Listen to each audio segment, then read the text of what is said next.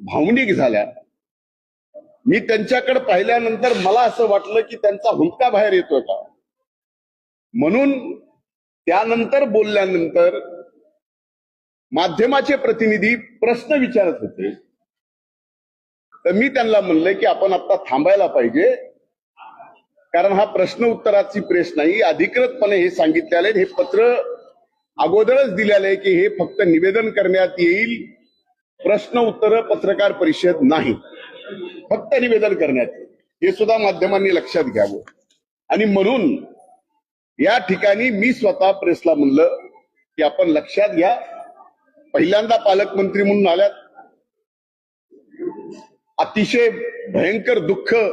पचवून त्या या ठिकाणी मायबाप जनतेची सेवा करायला आणि दादांचं